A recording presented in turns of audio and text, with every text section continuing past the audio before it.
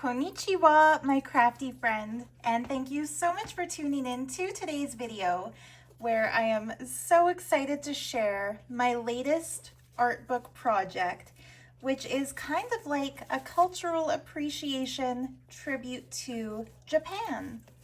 So if you are one of my regular viewers, you already know that at the end of my last video, I briefly showed you this gorgeous antique book. I'll set that one aside for now, which was my Christmas gift from my boyfriend Kenley. It is the most amazing source book I think I've ever had as far as designs and inspiration for journals and inspiration for a new printable kit. Sorry if that is too close up. There we go. I'll zoom out just a little bit so you can see it more fully. But anyway, it's a book from the Meiji era, which is the Japanese period of time directly after the Edo era, which ended in 1868. And Meiji, I think it went from 1868 till 1912. And anyway, it's just a gorgeous woodblock printed book filled with kimono designs. So from what I've gathered doing my research about it, it's a kimono company from Kyoto. It's very old, so that it has kind of mystery stains here and there. I don't know what that is, but I kind of regret touching it because it was a little bit crusty. But anyway, you can tell how old it is because of the yellowing on the paper and the way the ink has kind of stained the back sides of the pages. But the patterns are just stunningly gorgeous. And what I was about to say is that according to my research, these are designs for formal kimono, which can be distinguished by the solid field of a dark color with just a sweep of illustrated design that would have been dyed with special inks along the bottom right. Oh, I just adore this. And the birds, the water, the canoes, the tree. It's all just so aesthetically pleasing. I'm not sure if this would have also been considered formal because of the bright color, but yeah, I just absolutely fell in love with these designs. Look at Mount Fuji there on this majestic field of azure blue. This is one of my favorites to use as a writing page. So anyway, I could geek out over like the bluebird of happiness and the plum blossoms and everything about it, but yeah, I just wanted to share a quick flick through so you can see every single page. As I tell you that, I have painstakingly scanned each and every one of them and made them into a printable kit. So luckily it's old enough that it falls into the territory where we're allowed to reproduce it and sell the things that we make with our reproductions. This is one of my favorites too, with the butterfly. Oh, and this one with these beautiful cranes.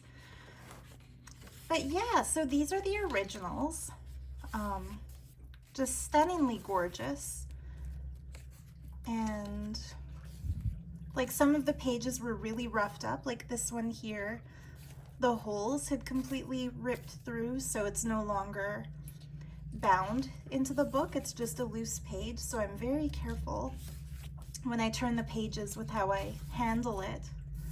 Oh, the mountains and the ginkgo leaves. But anyway, yeah, so at the end of my last video, I promised that I would flip through and show you each and every page within this book. And so that's what I'm doing now to get this started. And then I'll show you what I made with the printables. So yeah, the link to my Etsy shop is in the description below. That's where you can find the printable kit. Yeah, this is the one I used a print of. in my last video. We're nearly at the end here. There are 48 pages total. Oh, I love them all. If I paused to point out every single favorite of mine, this video would be hours long. And some of you might enjoy that, but I think others would appreciate if I get a move on. So anyway, yeah, that's all the pages. In the kit, I also scanned the front cover and the back cover. So if anybody wants to reproduce this really pretty paisley, that's also included there. And it's really cool the way it's bound with like a shoestring through just a double hole reinforced by grommets just on the covers, because that allows you to undo it and take out each individual page for scanning. So yeah, that's the original book. This is my lovingly recreated copy of it. So I'm going to show you, oops, the way that I got this scale. I took an 8.5 by 11 piece of plain white cardstock, and I set my printer to print 2 per page. And then when you cut them out, it gives you book pages of this exact size. So I just printed an extra to demonstrate here. And then for the backgrounds, I made reproductions of, oops, here's my other printable kit that I'm putting in my shop as of today. I found these on Etsy. I bought up all of them. They are late Edo period rice paper sketchbook pages that an artist has practiced their sumi-e ink painting on. So this is like brush paintings. Oh, they're just so beautiful. Like the fruits, the baskets, the ikebana, flower arrangement. They're just so cool. I love the little birds. So adorable. So anyway, oops, I think this one's upside down because of the holes line up with the others. But yeah, oh, look at the way this guy's wearing his kimono. Ginkgo leaves again. But anyway, so I scanned these. These are in another kit. I have 2 kits I'm releasing today. So one is the kimono design book kit, and then the other is antique Japanese paper and ephemera, and that's what these pages are in. That way, if somebody wants just one or the other, they're available. Look at this guy with his traditional hat and the weeping willows over the river and the house. Oh, I just love these. Every time I look at them, I notice something new. But anyway, so I really tried to scan these pages in my scanner, but no matter how I set the scanner, they just weren't turning out beautifully. I'll point out what the scanner was doing. So see where the pages are like crinkled and textured? Like on the side here, there's these little wrinkled parts, which is of course understandable and forgivable given the age of the pictures, of the pages. But what my scanner was doing, it was reading every little wrinkle as being equally important to the actual drawn elements. And so the scanned reproductions were really hard to focus on because, yeah, instead of seeing just the beautiful calligraphy or the beautiful illustrations, it was kind of emphasizing the flaws in the paper and the texture on the paper. So what I did to make these into printables, I used the scanner app on my iPhone, and one by one, with my hands as steady as possible, I held my phone over them and took a photographic scan of each one. And for each of the 27 pages, I set aside 2 copies. One copy true to color, with all the yellowed paper and all the water stains prominent as they are in real life. And then another version that I've called Ink Saver. The Ink Saver version, where the background paper is basically whited out. So called Ink Saver for obvious reasons, because it uses much less colored ink. So yeah, I'm just quickly going to show you each one so that you can see how they look. So this one is the back for this page here. So this is the Ink Saver version. It still has some of the yellowing that you can see from water stains or water damage or whatever that is, but it's not too prominent. And then I printed another copy to show you the difference. This is the true to color version, printed on authentic, made in Japan, Japanese rice paper. So it's not identical, it's a little, I would say the tone is slightly green compared to the original, but it's still very, very close. I'll use this in the journal I make next week and show you how it looks when it's all cut out and kind of scrunched around the edges. And whoops, the last thing I'll show you for that is that this is a pad of Japanese rice paper that I bought. It doesn't come printer sized, it comes larger. So what I did was I took just a sheet of printer paper and then cut out the page I wanted to print on. So I'm just going to keep a sheet of printer paper in this package at all times. So whenever I want to print on it, I'll do that. Cut it out. So yeah, I just love this one. Japanese architecture to me has always been beautiful and inspiring. I'm really lucky that in my hometown we have a traditional Japanese garden, and it was designed by a Japanese garden architect from Kyoto, who actually traveled here in, I think it was the 1960s, and brought some of his Japanese garden architectural students with him to have a look at our landscape and what kind of plants and flowers grow here naturally, to design a garden that would reflect our climate and flowers. And I think it's considered Canada's only authentic Japanese garden, created by a master gardener. And back in the day, I have a coffee table book about it. It's just called the Nikayuko Japanese Gardens. I should have been prepared to show you that book during this video, but I hadn't thought of that in advance. But anyway, because of that, when I was in elementary school, of course we did field trips. These were not done by the same artist. I don't think these came as a gift with purchase in a different set of paper, and they were folded. But so they're also in the kit, but I scanned those a different way. So they come up with the other, those last two, with the other papers.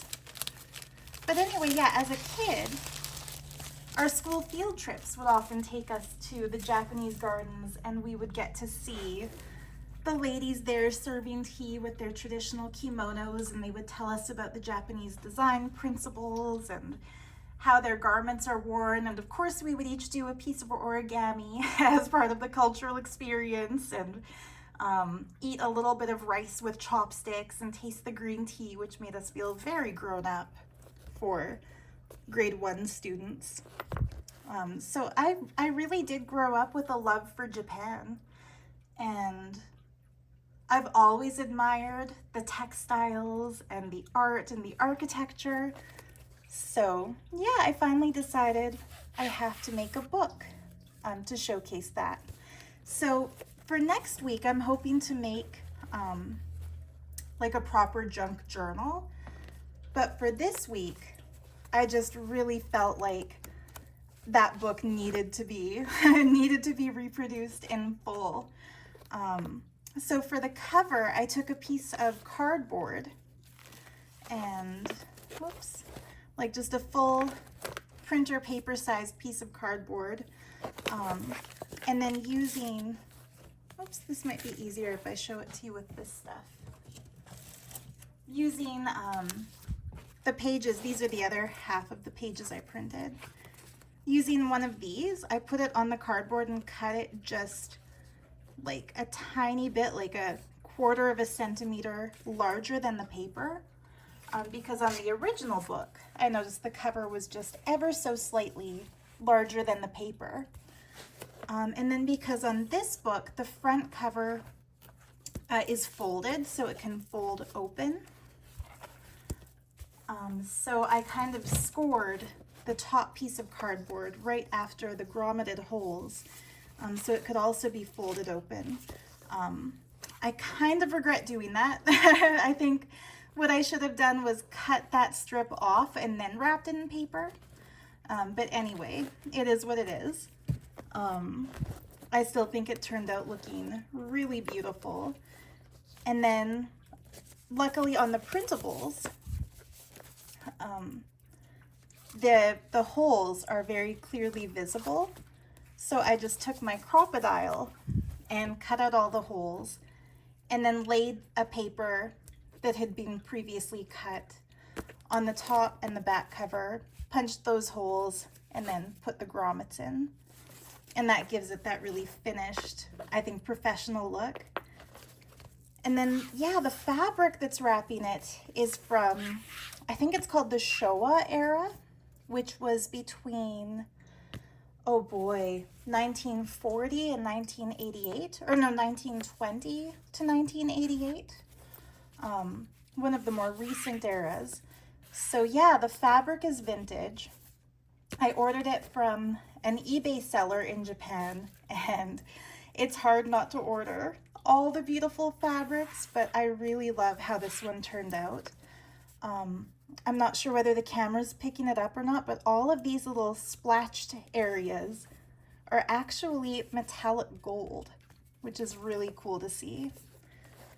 And I found a ribbon to tie around in the binding that's almost exactly the color of gray that's in this part of the pattern. So anyway, I love how that turned out. If you get this book, you can kind of pull this open and loosen it to turn the pages. Yeah, and then the ends of the ribbons, I decorated using these beautiful things that I made that are, they're like Japanese origami crane charms. And then I put tiny little beads of genuine amethyst on the bottoms of each, just for a little bit of crown chakra healing energy and to match the purple and the butterfly wings and the flowers. So yeah, so pretty. So anyway, on the inside front cover, even though this is a book of reproductions of the lithographs, I really wanted it to have something authentically really, really old. And so I covered the inside with this really beautiful antique, like late Edo era, hand calligraphied paper. So yeah, this yellow paper that's glued down to the inside front cover, that is not a print, that is original. And then into this, oops, I took an antique Japanese envelope and folded it and glued down just around the bottom edges there. And so this becomes like a tuck spot pocket. And into that I stuck one of these woodblock pages from an Edo period woodblock printed tour book that talks about the different pilgrimage temples to the Bodhisattva Kuan Yin. And this is original. And Edo period was, the 1600s up to 1868. So it's 1868 at the newest, probably a little bit older than that. And it just has a beautiful texture to it. And it's one of those doubled over book pages. And then using a sewing pin, I pinned to it just an extra little sample strip of that beautiful vintage silk kimono fabric that covers the front cover. And then also into that little pocket, I tucked a piece of this woodblock printed antique paper. It's funny, the girl selling it had said that it could be used for papier-mâché, like paper mache products, because of all the wormholes and how old it is and how yellowed it is. But I kind of think the wormholes add history and charm and kind of, I don't know, maybe I'm the only one here. I know my relatives all think it's as cool as I do because I've shown it to them.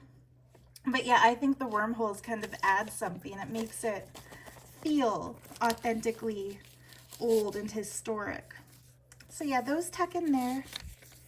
The envelope is, it's either from 1911, where the date says 11/6/11, or it's the 11th year of, I guess it would be the Meiji or the Showa eras.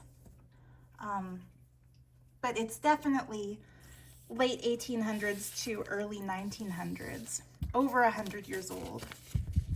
And then into it, I tucked another antique woodblock printed page, just because they are so, so beautiful. Yet before I started filming this, my guy Kenley said, hopefully none of that paper has Japanese swear words on it. So I have no idea what any of them say. Hopefully not anything inappropriate. I just love the way layers of old written paper look together. So anyway, yeah, for the book, all I did was cut out the prints exactly around the edges, and then punched out all the holes. And then I inked around every individual page using, distress ink and one of these inker tools. You can see how old mine is. I need to change it. I do have extras of these. I just don't like changing them too often because I kind of like the texture once it's being broken down. It gets kind of around the edges. So yeah, for each one, I just went like this, not with the intention to color the images, but just so that the side edge would look authentically old. You don't have to do that step, but I really think it adds something to it, because like, see, this is what this stack of cut papers look like. And then this is what the book edge looks like. So you can see quite a striking difference, right? Here they look genuinely yellowed with age, even though they're brand new prints. And then for one of them, I even, folded it over, pressed it with my thumb a little bit and folded it over, because the original book has some pages that are folded over like that. So yeah, and it was this exact one I wanted to replicate as closely as I could, the wear to it. So anyway, yeah, that's the inside front cover. And then for the inside back cover, I used a different antique rice paper. This one, instead of handwritten, it's block printed. And then I used a piece of that same page to make the pocket. And then added just a little flower from that vintage kimono fabric. And then into the pocket, I tucked this beautiful oversized origami paper page that was from my Auntie Marilyn. She used to have these up in a grid pattern on the wall of her place. And I always admired them when I went over to visit, and when she moved and decided not to use them in her new decor scheme, she very generously gifted them to me. So yeah, I chose to include this particular print because the formal kimonos being worn by a couple of these beautiful women have designs very similar to some of the patterns in this book. For example, this beautiful, what do you call that, azure? It's bluer than navy, but that beautiful blue, I guess it's not quite that, it's more of a royal blue, isn't it? Now I'm gonna nerd out and try to find the same shade. It's close to this one here, and a close looking pattern too. And then the black one here, the black like kimono jacket, reminded me of some of these black kimono designs with beautiful foliage, like that one here. So yeah, I thought it was kind of cool at the end of all the kimono fabric designs to include images showing how they were actually worn historically. So yeah, that just tucks in here. And that's my book. So yeah, on the backs of these, I'm going to set this aside and show it to you on the unbound pieces here, because that'll be easier. On the backs of most, I used those rice paper artist illustrations that I've already shown you. But there weren't as many of those as there were of these, so I had to figure out other things to print because I didn't want any repeats. I wanted truly every page to be something different. So I took some of my other Japanese ephemera and scanned it too. These are from somewhere between the 1920s and the 1950s. They are, travel stamps. So you know how if you travel to another country, you get your passport stamped with that country's logo? Well, in Japan, for fun, kind of like at, what's it called? At Disney World, there's that place you can go to get your fake passport stamped. Well, in Japan, they have traveler stamps at train stations and temples and other tourist sites and parks, where it's not like an official document kind of a stamp, it's just a for fun stamp. And people can bring their journals or their sketchbooks and get them stamped like that, and that's what these are. So anyway, my antique Japanese paper printable kit also includes each of these pages, and some of them I enlarged and printed on the back of these book pages. And they're cool. Like when I showed this to my Auntie Mary Lynn, she said, okay, but how did you get this on the back? Because that's actually old. And that's exactly what I was going for. But yeah, really it's just an enlarged print on the back.